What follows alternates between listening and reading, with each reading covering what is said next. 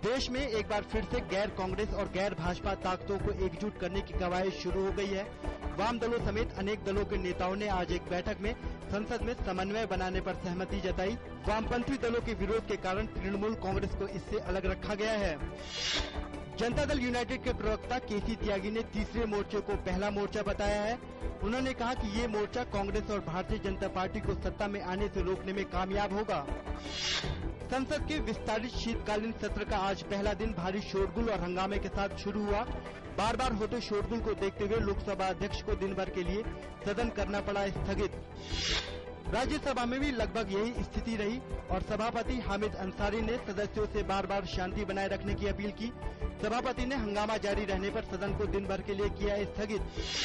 केंद्रीय मंत्री वी नारायण स्वामी ने कहा कि संसद में कुछ भ्रष्टाचार रोधी विधेयक सूचीबद्ध हैं, जिन्हें सरकार पास कराना चाहती है।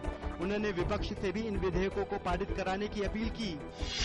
अलग तेलंगाना राज्य के मुद्दे को लेकर सरकार पर दबाव बनाने के लिए आज दिल्ली में अलग तेलंगाना के समर्थक और विरोधी धरना प्रदर्शनों में रहे शामिल। आंध्र प्रदेश के मुख्यमंत्री ने अलग तेलंगाना के गठन के विरोध में आज जंतर मंतर पर हो रहे धरने में हिस्सा लिया। सरकार ने साफ तौर पर कहा कि देश में आर्थिक आधार पर आरक्षण के प्रस्ताव पर कोई विचार नहीं हो रहा है।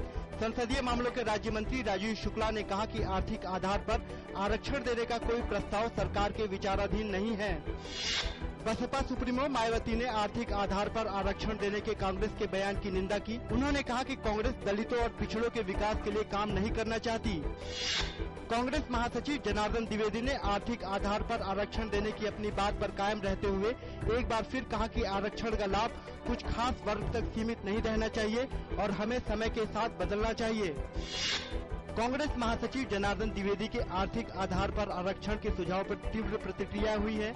जनता दल यूनाइटेड के नेता शिवानंद तिवारी ने कहा कि हम उनकी राय से सहमत नहीं हैं और इस पर उन्हें पुनर्विचार करना चाहिए। कांग्रेस नेता पीएल पुनिया ने जनार्दन द्विवेदी के आरक्षण वाले बयान का विरोध किया है। उन्होंने कहा कि आज SC/ST फोरम के नेताओं की भी बैठक हुई, जिसमें इस बयान की निंदा की गई।